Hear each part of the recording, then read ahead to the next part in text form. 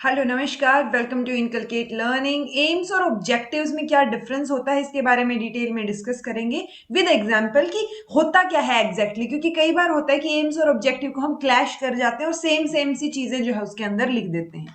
तो exact accurate difference क्या होता है वो हमें पता होना चाहिए, ताकि अगर कोई कॉन्सेप्चुअल क्वेश्चन आता है या आपको इस तरीके की कोई स्टेटमेंट दे रखी है कि इनमें से कौन से एम्स हैं या कौन से ऑब्जेक्टिव्स हैं, तो आप डिफरेंशिएट कर पाए। दिस इज प्रेजेंटेड बाय मी रवीना। अगर वीडियोस इन्फॉर्मेटिव लग रही हैं तो लाइक शेयर सब्सक्राइब कर दीजिएगा इनकलकेट लर्निंग को। It is absolutely free.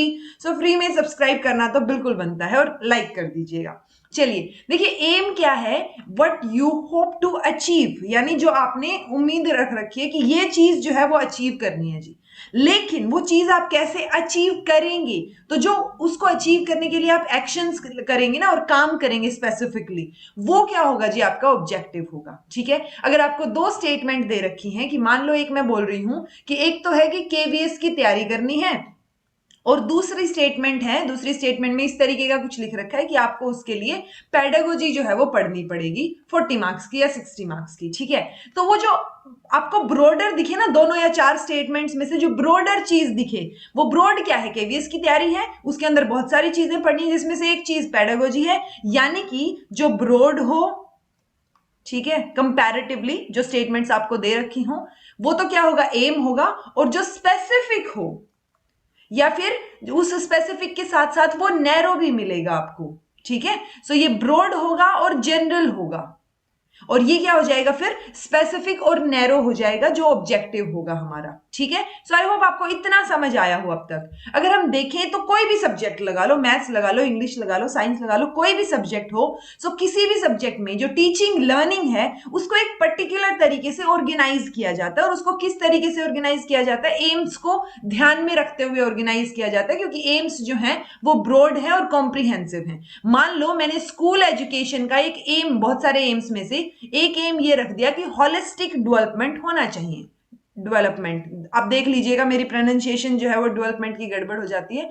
Holistic, ठीक है। सो हॉलिस्टिक डेवलपमेंट क्या है जी? मेरा एम है अब उस हॉलिस्टिक डेवलपमेंट के लिए मैं बच्चों की को करिकुलर एक्टिविटीज करवा रही हूं, मैं उनसे जो है गेम्स खिलवा रही हूं, ठीक है, क्विज करवा रही हूं, और उसके साथ साथ फिजिकल, चल ठीक है, को करिकुलर में फिजिकल डेवलपमेंट आ गया, गेम्स वगैरह में भी फिजिकल आ गया, क्विज वगैरह में जो है वो अकेडमिक आ गया। तो क्या है, मैं सारे के सारे जितने भी डेवलपमेंट है ना, उन सभी में से कुछ ना कुछ चीजें करवा रही हूं।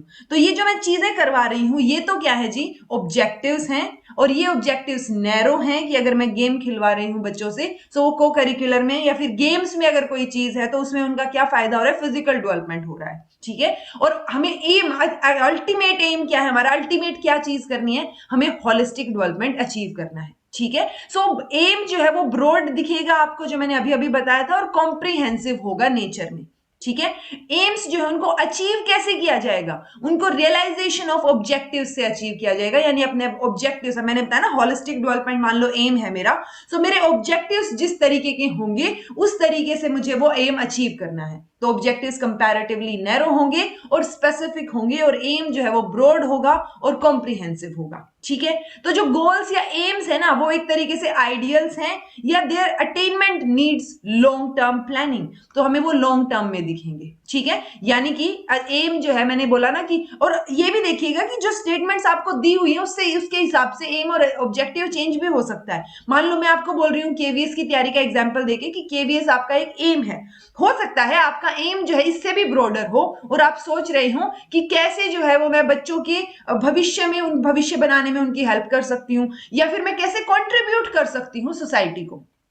ठीक है, तो वो क्या है? एक ब्रॉडर एम हो गया आपका। अब उस एम को, मान लो मेरा एम है कि मैं किसी ना किसी तरीके से अपने देश को या सोसाइटी को पॉजिटिवली जो है सर्व करूं, पॉजिटिवली कंट्रीब्यूट करूं कहीं पे। सो वो कंट्रीब्यूशन, मैंने क्या सोचा कि अगर मैं फ्री में पढ़ाती हूं, सो वो कहीं ना कहीं किसी ना किसी को तो हेल्प कर रहा होगा, और वो इंसान भी फर्दर जाके देश के लिए कुछ करेगा। सो कहीं ना कहीं मेरा कंट्रीब्यूशन जो है वो रहेगा। सो मेरा ब्रॉडर एम क्या हो गया? सोसाइटी को कंट्रीब्यूट करना, और मेरा ऑब्जेक्टिव क्या हो गया? फ्री में पढ़ाना। ठीक है जी, आई होप आपको ये चीज समझ आई हो। सो जो ऑब्जेक्टिव, जो मेरा गोल है ना, एम है जो मेरा कि सोसाइटी को कंट्रीब्यूट करना, वो क्या है? लॉन्ग टर्म प्लानिंग है मेरी। लेकिन ऑब्जेक्टिव्स क्या है? मैं रोज उठती हूँ, कुछ ना कुछ करती हूँ, टाइम निकाल के वीडियोस बनाती हूँ, पीपीटीज बनाती हूँ। सो वो क्या हो गया? मेरा ऑब्जेक्टिव हो गया, जो कि कंपैरेटिवली क्या हो गया? नैरो हो गया। ठीक है। सो नैरो किसके रेफरेंस में, जो मेरा एम सोसाइटी को कंट्रीब्यूट करना है उसके कंपैरिजन में। सो एम और ऑब्जेक्टिव जब आप नैरो और ब्रॉड बोल रहे हैं ना, तो वो कंपैरेटिव टर्म्स हैं। अगर मैं ऑब्जेक्टिव्स को नैरो बोल रही हूं तो मेरा रेफरेंस पॉइंट एम हो जाएगा, और अगर मैं एम को ब्रॉड बोल रही हूं दैट मींस मेरा रेफरेंस क्या है, ऑब्जेक्टिव है, मैं उससे कंपेयर करके बोल रही हूं कि वो ब्रॉड होगा। ठीक है।